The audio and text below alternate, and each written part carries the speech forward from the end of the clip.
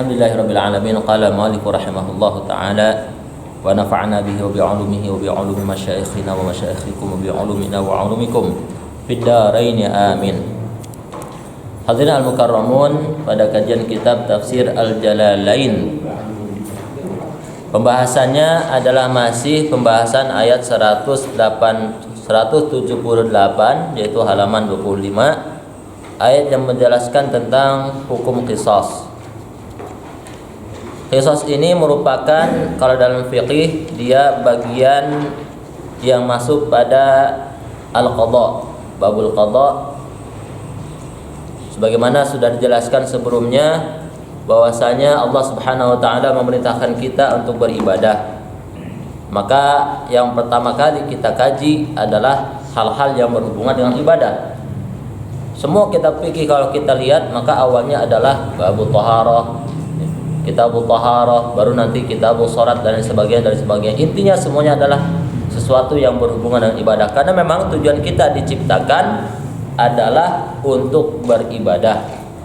Tapi yang namanya ibadah tentu butuh yang namanya hidup. Untuk hidup maka butuh kepada isi perut. Ya. Tidak mungkin orang bisa ibadah kalau tidak hidup. Tidak mungkin orang bisa hidup kalau perutnya tidak diisi. Maka harus ada cara bagaimana dia bisa mempertahankan hidup dengan diisinya perut. Sehingga adalah yang disebut dengan fikih muamalah, kitabul bai', hukum tentang jual beli yang mencakup dengan segala macam jual beli. Dari mulai zaman Rasulullah sampai sekarang yang bermacam-macam, pada akhirnya itu kembali kepada hukum muamalah, yang mana fikih muamalah yang biasanya dalam kitab fikih itu ada kitabul buyu' atau kitabul bai'. Kemudian ketika orang bermuamalah, berinteraksi dengan satu sama lain, ternyata setelah perut terisi kebutuhannya, terpenuhi kebutuhannya, dan dia bisa hidup, ternyata ada kebutuhan lain setelah perut, maka kebutuhan di bawah perut. Maka dengan itu harus diatur lagi. Maka kita belajar fikih munakahah. Jadi munakahah itu bukan setelah ibadah, tapi justru setelah muamalah. Ibadah, muamalah, munakahah, dibahas hukum munakahah dan sebagainya. Nah ternyata gara-gara dua urusan ini, urusan di bawah perut dan juga urusan perut, terjadi sebuah perdebatan, sebuah masalah, sebuah istilahnya itu mukhasamah. Ada yang mungkin istilahnya sampai berantem dan sebagainya, mempertahankan haknya. Maka di sana ada yang namanya hukum muhakamah atau qadha. Bagaimana seseorang itu bisa menyelesaikan ketika ada perselisihan.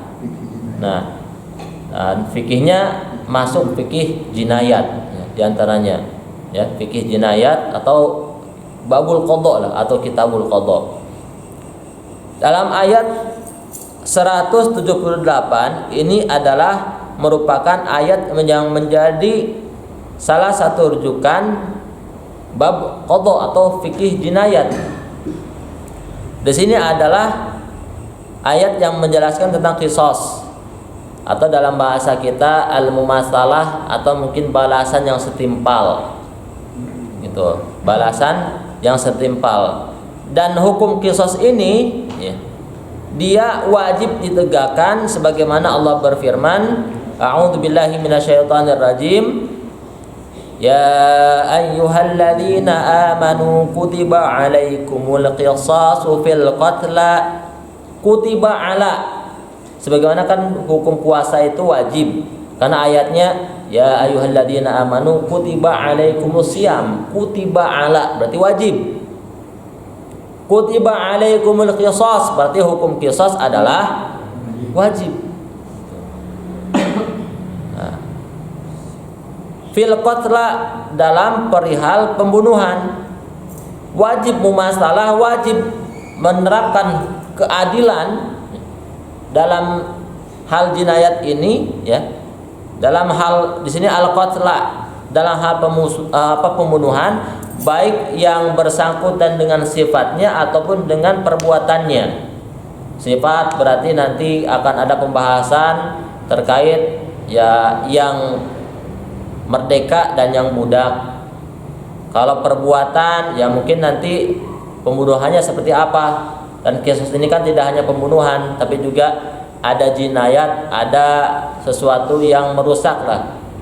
Tangan dipotong, maka nanti harus ada kisos, dipotong lagi tangannya.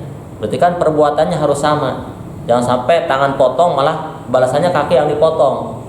Maka ini tidak bermasalah, tidak dikatakan kisos karena tidak seimbang seperti itu. Maka di sini diatur yang pertama al-hurru, yang merdeka itu yuqtalu bil hurri, maka orang merdeka akan dibunuh karena sebab dia membunuh orang yang merdeka pula. Wala yuqtalu bil abdi, karena di sini kisos itu atau pembalasan setimpal memandang adanya wasaf, adanya sifat, maka orang yang merdeka ya itu tidak dibunuh kalau membunuh budak. Kenapa? Karena antara orang merdeka dan budak ini berbeda secara sifat. Sehingga kalau ada orang merdeka membunuh seorang budak, maka otomatis orang merdeka ini tidak sampai ya dikisos. Tidak sampai hukumannya itu sama. Karena apa? Karena yang dia bunuh korbannya adalah al-abd. Maka dijelaskan wala yuqtalu al-hur bil abdi. Orang merdeka tidak dibunuh karena sebab membunuh hamba sahaya. Tuh. Kenapa demikian? Karena memang dalam kajian fiqih dan juga kajian para ulama usul fiqih, mereka itu membahas terkait status hamba sahaya. Apakah dia itu lebih condong kepada hak kemanusiaannya atau condong kepada status dia sebagai harta. Dan kalau kita lihat hamba sahaya zaman dulu itu ternyata mereka lebih kepada harta. Buktinya mereka dijual belikan dan lain sebagainya. Tapi di satu sisi ya mereka juga manusia.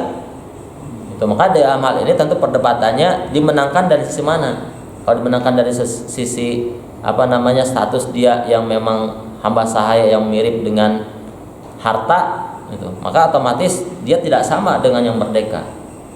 Gitu.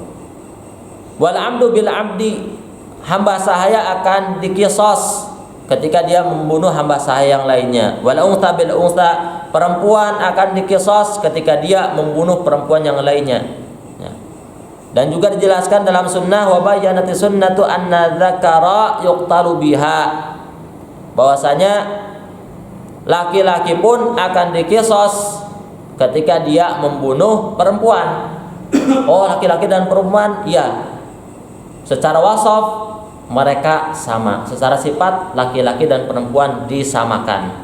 Gitu. Jadi tidak sampai di sini memandang antara laki-laki dan perempuan itu berbeda secara kasta sama. Laki-laki dan perempuan, kalau ada laki-laki membunuh perempuan maka dia pun layak untuk dikisos, dibunuh sebagaimana dia membunuh si korban.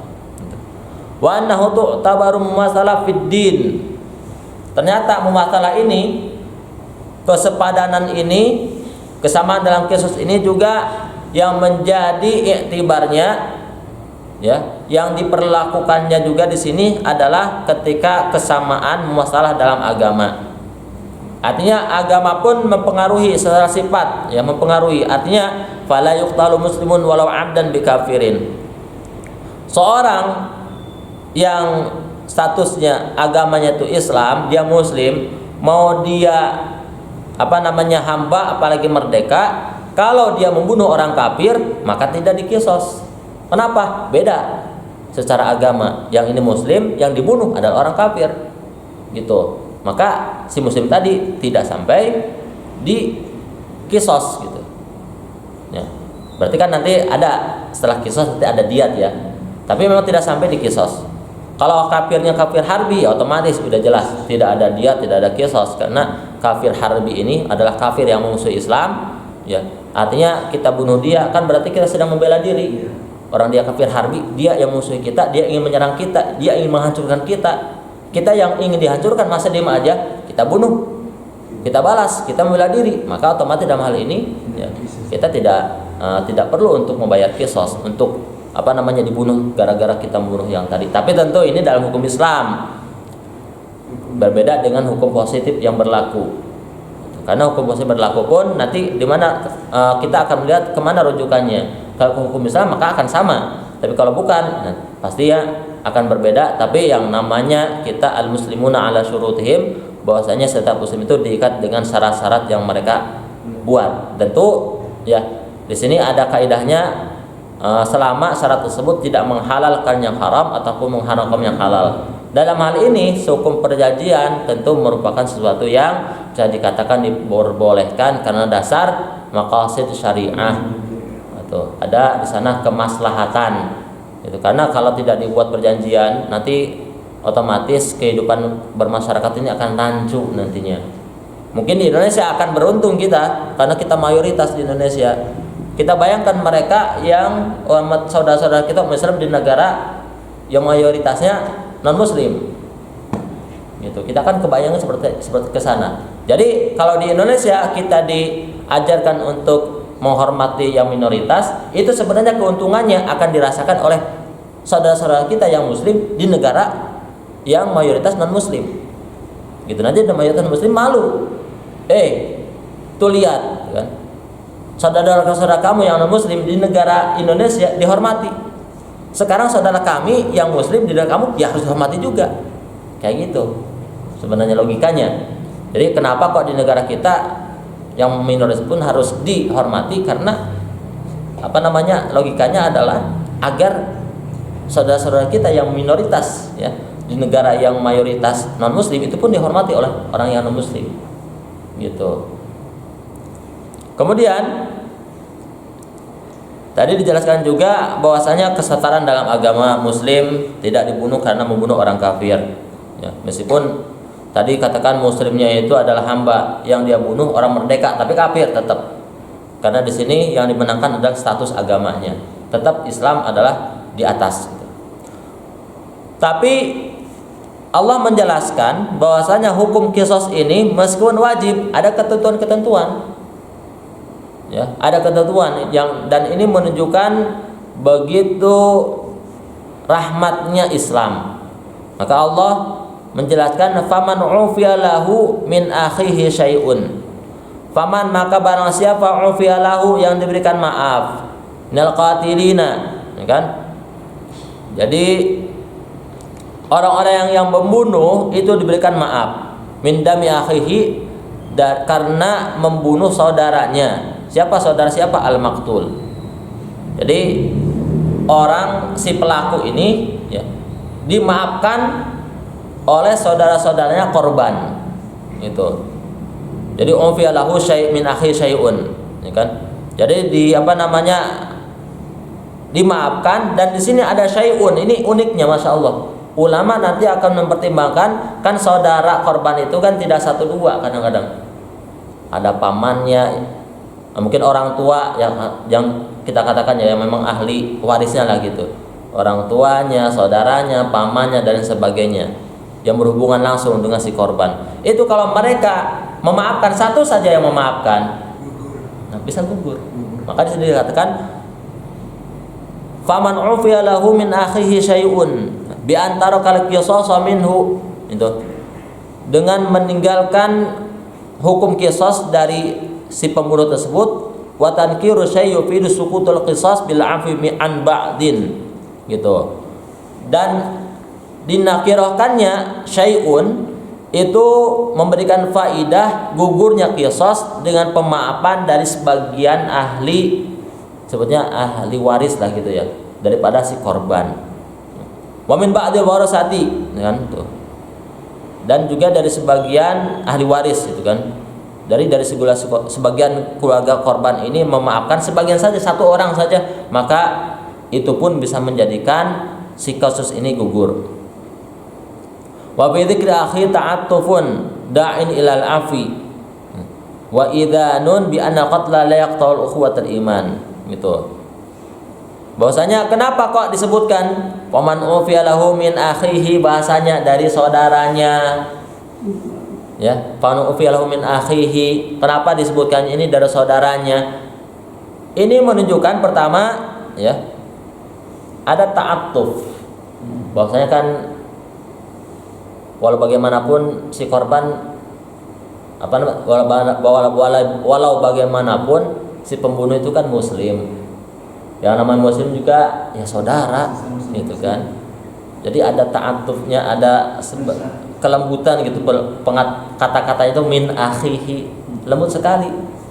Ini menunjukkan bahwasanya Islam itu memang agama yang lembut. Sampai yang jahat pun dia tetap saudara, itu walaupun dia saudara. Gitu, biar kita tuh berpikir ulang kalau seandainya kita ingin menupaskan dia. Soalnya kan kalau dia dikisos, berarti kan potensinya apa? Kalau dia tobat mending, kalau nggak tobat potensi masuk neraka.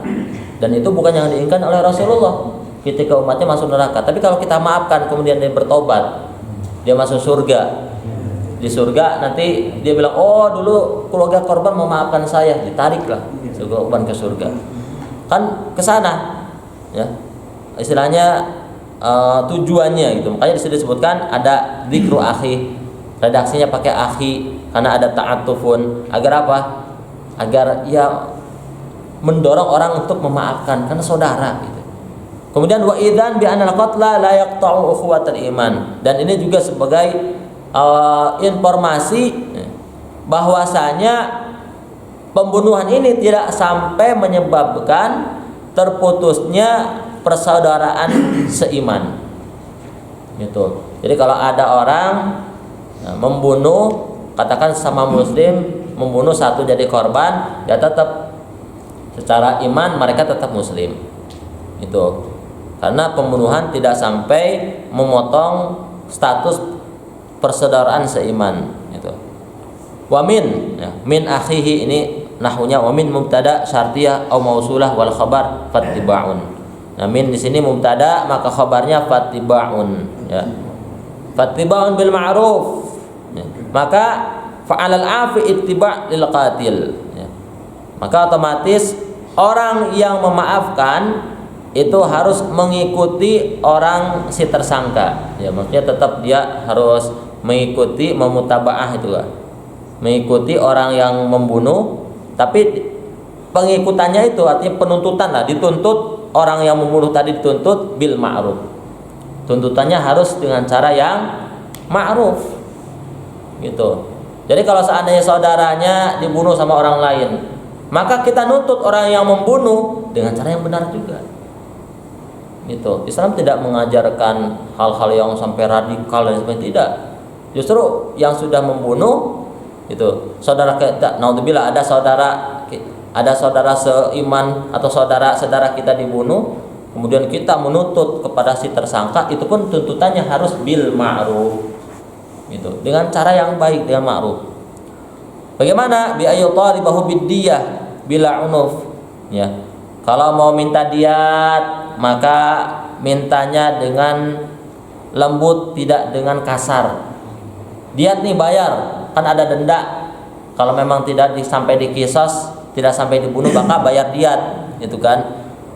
Kalau diat mungkin kalau sekarang wallahu alam bisa miliaran atau mungkin berapa kalau diuangkan, gitu. Maka apa? Bila unuf katanya. Jangan minta dengan kasar, harus lemah lembut mintanya juga. Wa tatibul ittiba' 'alal 'af yufidu annal wajib ahaduhuma wa huwa ahadu qaulai asy-Syafi'i. Nah, di sini ada apa namanya? Pertama penjelasan afu, kemudian ada ittiba'. Ya. Jadi otomatis di sini menjelaskan pertama kan dimaafkan. Kalau dimaafkan gitu. Tapi setelahnya fattiba'un, tuntut, maafkan, tuntut, maafkan, tuntut. Ini disebutkan beriringan. Maka kata salah satu pendapat Imam Syafi'i ini menunjukkan bahwasanya yang wajib itu salah satunya. Kalau maafkan, silahkan. Kalau enggak ya tuntut. Gitu. Tuntut dengan diat. Kayak gitu.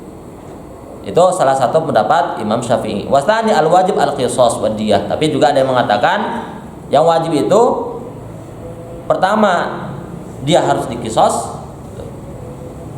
Ya kalau nggak kisos diat gitu.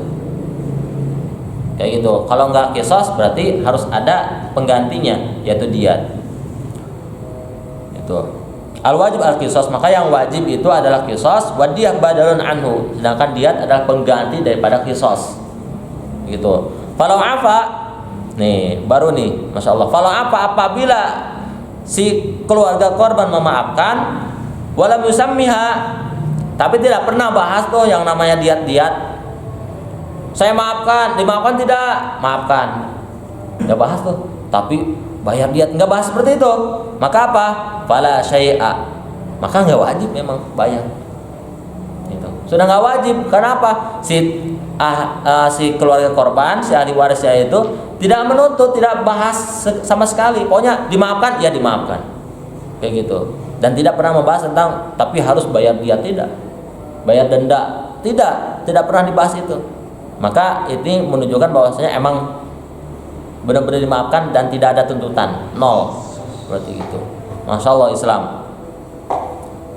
meninggal jadi korban tapi nol ini ya, karena tidak menuntut apa-apa, gitu. Dimaafkan dan tidak menuntut. Masya Allah, ini hanya orang-orang yang Allah berikan hati yang lembut, hati yang ikhlas. Tidak semua orang bisa demikian. Bahkan kalau kita bicara itu kan, andai kata yang korban itu adalah, katakan naudzubillah, adalah orang yang memang kita harapkan segera gitu. Karena saking, mohon maaf itu kalau ada orang yang memang maksiat mulu gitu. Kan karena manusia ya, meskipun kan harusnya jangan juga mengharapkan seperti itu. Ada orang maksiat mulu tapi saudara kita, pengen cepat-cepat mati aja dia mah, kan itu. Kadang-kadang seperti itu, meskipun sebenarnya tidak boleh. Kita tetap harus mengharapkan dia tobat. Tapi andai kata ada yang seperti itu, yang suka mencemarkan nama baik keluarga, kemudian itu yang dibunuh. Nah, ketika kita tahu hukum ini, adanya hukum diat, kan kadang-kadang orang ambil keuntungan. Mending ambil denda aja, gitu. Ambil biar si korban, si pembunuh itu, si pelaku membayar diat. Kan untung tuh nanti ahli waris, karena diat itu nanti akan diberikan kepada ahli warisnya. Gitu.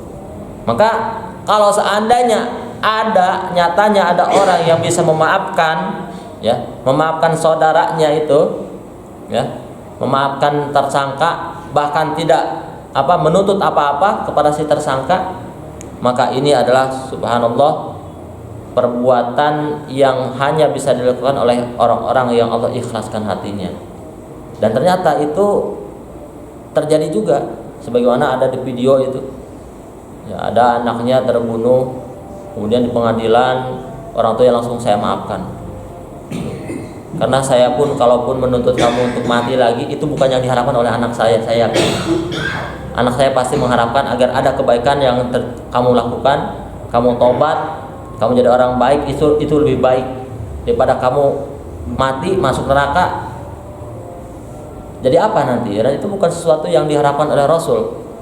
Kalau umatnya masuk neraka itu bukan tujuan Nabi diutus. Nabi itu diutus ingin umatnya semuanya masuk surga. Itu masya Allah itu. Pas lihat itu video, nangis gitu. Karena jarang sekali ada manusia-manusia yang hati yang lembut seperti itu. Itu. Maka di sini dijelaskan falau afa walam yusammiha fala syai'a. Orang yang memaafkan, enggak bahas, enggak nyindir masalah diat, enggak nuntut masalah diat, maka memang sudah tidak wajib apa-apa. Warujjah, dan ini pendapat yang dimenangkan, dirojahkan. Walal qatil. Nah, kalau memang nanti ya sudah diittiba, dituntut dengan baik, walal qatil, maka atas tersangka pembunuhan adaun ilaihi bi ihsan, dia harus melaksanakan diat ya kepada orang yang memaafkan tadi, yaitu ahli warisnya, bi ihsan, dengan baik juga. Jadi baik ya, baik ini adalah sesuatu yang dituntut terjadi oleh keluarga korban, juga keluarga tersangka. Korban kalau mau minta diat, nuntut diat, baik-baik. Kemudian pelaku kalau memang dituntut untuk bayar diat, ya bayar baik-baik. Di sini dijelaskan bila mutil wala baksin, gak boleh mutil, bertele-tele, harusnya apa namanya ya ditawar atau mungkin apa namanya ditunda sehingga waktu pelunasannya berlarut-larut. Wala baksin, jangan juga malah minta tadi diringankan dan sebagainya. Udah ya dipinta untuk membayar diat ya, karena dia memang salah dengan membunuh saudara, maka dia harus membayarkannya, berusaha untuk menunaikan kewajiban dia sebagai konsekuensi atas perbuatan yang dia lakukan. Itu. Tapi dua-duanya memang kebaikan itu harus ada dari pihak keduanya. Itu. Dzalika, bahwasanya al-hukm al-madhkur min jawazil qisas wal 'afwi anhu 'ala diyah, gitu. Bahwasanya hukum yang disebutkan tadi yaitu hukum dibolehkannya qisas dan juga dibolehkannya untuk memaafkan, itu qisas dan berubah menjadi diyah, itu takhfifun. Takhfifun, keringanan, ay tashilun, tegasnya keringanan. Dari siapa? Mir rabbikum, dari Tuhan kalian. Alaikum. Gitu. Jadi ini adalah keringanan dari Tuhan kalian, dari Allah Subhanahu wa taala, wa rahmatun. Selain keringanan, ini juga adalah bentuk rahmat Allah Subhanahu wa taala untuk kita umat manusia.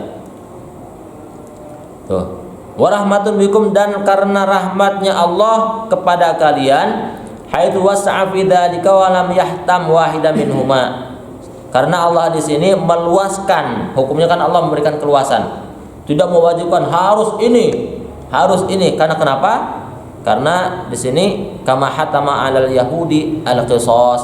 Dulu Allah tidak pernah memberikan pilihan. Orang Yahudi Allah wajibkan qisas. Ada orang Yahudi ngebunuh, maka bunuh. Ada orang Yahudi potong tangan, potong lagi tangannya. Kayak gitu. Maka dalam hal ini Allah tidak pernah memberikan pilihan ke orang Yahudi. Wa 'alan nasara adiyah, dan juga Allah tidak pernah memberikan pilihan kepada kaum Nasrani ketika mereka membunuh, maka mereka wajib membayar denda diat. Ya, sebagai bayar atas nyawa yang hilang, itu diat. Dan tentu mahal sekali. Karena dulu itu katakan diat itu kan 100 onta. Tuh, qatl amad contohnya. Qatl amad kan nanti qatl itu ada macam-macam. Ada qatl yang disengaja, itu yang memang dari awal sudah niat menggunakan alatnya juga, alat yang bisa membunuh. Ada qatl khata, itu kan, qatl khata. Tuh. Ada yang memang qatl khata memang salah. Tapi pembunuh juga bawa batunya kecil, lempar si anak kecil, mati gara-gara dilempar. Gak ada niat mau ngebunuh gitu kan, tapi malah mati si anaknya. Nah ini kan bisa salah gitu. Atau mungkin lempar ke ayam, atau kena orang meninggal lagi. Atau mungkin nanti ada syibhu amad kan, niat mah ada, tapi ya salah sasaran juga gitu. Kayak niat mau nembak orang gitu, si A malah ketembaknya si B, katakan kan itu. Dan sebagian nanti insya Allah itu kurang lebihnya, kalau tadi yang penjelasan keliru nanti ada penjelasan yang lebih ininya, karena memang harus langsung melihat ke kitab, ada pembahasan tentang pembunuhan. Dan kita katakan ambil satu kasus pembunuhan dan hukumannya 100 ekor unta, 20 yang begini, 20 yang begini, 20 yang begini. Itu ada 20 onta yang seperti apa, 20 onta yang seperti apa, 20 onta yang seperti apa. Itu kan kebayang. Ya, pertama susah nyarinya, kedua harganya juga pasti mahal. Tapi memang seperti itu hukuman yang Allah berikan kepada orang-orang yang telah menghilangkan nyawa saudaranya. Gitu. Makanya di sini nanti dijelaskan, ya kan, hikmah daripada hukum qisas. Tapi di sini kita selengkapkan dulu terlebihnya bahwasanya ini adalah rahmat yang Allah berikan kepada kita umat Nabi Muhammad, karena Allah berikan pilihan, silakan mau qisas mangga, mau diat mangga, mau dia maafin juga mangga. Tapi kalau orang Yahudi qisas bunuh. Kalau orang Nasrani harus bayar diat, denda ya denda. Gak boleh dengan yang lain. Mungkin aduh saya nggak punya duit ya Allah, tapi saya ngebunuh, naudzubillah kan gitu. Orang Nasrani ceritanya tetap dia harus bayar denda, karena memang tidak ada pilihan dibunuh lagi, tidak ada. Mereka harus diat gitu. Faman i'tada, maka barang siapa yang melampaui batas, dzalama qatil bi an qatalahu. Bagaimana melampaui batasnya? Orang si tersangkanya, ya kan, dibunuh lagi, gitu kan?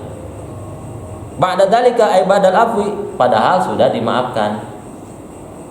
Ya, si pembunuhnya mungkin karena ada satu anggota keluarga yang memaafkan kan gugur itu. Ya. Malah keluarga yang lainnya kesel, saking keselnya dibunuh itu si tersangkanya, padahal sudah dimaafkan. Falahu adabun alim, maka bagi orang yang membunuh tadi, yang zalim, yang melampaui batas, adab yang pedih, ay mu'lim, tegasnya yang pedih, fil akhirati, di neraka, di akhirat, bin nari, dengan dimasukkan ke neraka, au fid dunya, atau di dunia, bil qatl, dibunuh lagi. Jadi makanya dalam hal ini, dalam penerapan hukum qisas, ya, butuh yang namanya perangkat pemerintah. Tidak bisa keluarga, ayo, ya, ada keluarga ini kemudian keluarga ini, kemudian rundingan, ayo kita terapkan hukum Allah apa qisas. Itu jarang sekali kalau tidak ada penengah dari perangkat pemerintah yang memang mereka itu punya kekuatan untuk mengatur. Jarang sekali. Makanya di mana-mana kalaupun mau menerapkan qisas itu harus orang-orang yang berwenang. Tidak boleh. Kenapa? Kalau tanpa ada pengawasan dari orang yang berwenang, nanti kalau satu memaafkan, keluarga yang lain kan belum tentu. Yang lainnya ini takutkan akan membunuh si tersangka. Kalau dibunuh si tersangka oleh orang ini, maka terjadilah nanti qisas lagi. Ya, makanya dulu kalau ini tidak ada hukum Islam yang membahas tentang qisas, hancur ini. Apalagi di Arab, katakan ada ada pemuda membunuh satu pemuda di kabilah yang berbeda. Kabilah yang korban itu balas dendam, padahal kan harusnya balas dendam ke satu orang saja pemuda, tapi semua kabilahnya ditumpas. Dan itu memang terjadi. Makanya Islam mengatur agar terjadi hukum yang seadil-adilnya, dan tentunya hukum ini adalah hukum Allah. Ini adalah hukum Allah, dan Allah adalah zat yang maha tahu, ya, akan apa yang lebih maslahat untuk manusia. Jadi kalau ada yang mengatakan hukum qisas ini adalah hukum yang melanggar HAM, sebaiknya dia buka dulu deh hukum qisas detailnya seperti apa. Karena nggak segampang itu qisas, tidak segampang itu. Bahkan dosen saya pun pernah mengatakan dalam pengadilan qisas itu tidak langsung pokoknya qisas lah, bunuh, tidak.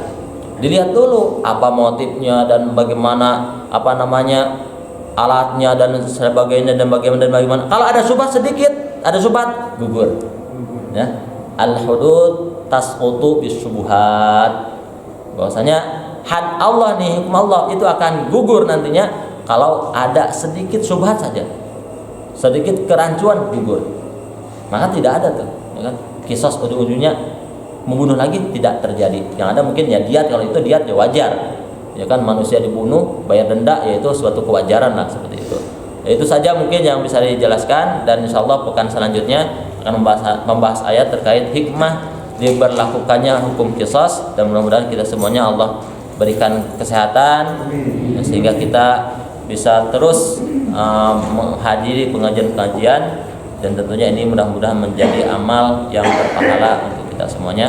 Kita sama-sama tutup dengan doa penutup majlis. Ya Rabbana a'tarafna bi annana qtarafna wa annana asrafna ala ladha ashrafna fatub alaina tawbata wasil li kulli hawba wasdur lana al-awrati wa aminir rawati waghfir li walidina rabbi wa mauludina wal ahli wal ikhwani wa sairil khillani wa kulli dhi mahabba أو جيرة أو صحبة والمسلمين أجمع آمين ربي أسمع فضلا وجودا منا لا باكتساب منا بالمصطفى الرسول نهضى بكل سول صلى وسلم ربي عليه عند الحب وآله والصحب عداد الطش الصحب والحمد للإله في البر والتناهي سبحانك اللهم وبحمدك أشهد أن لا إله إلا أنت أستغفرك وأتوب إليك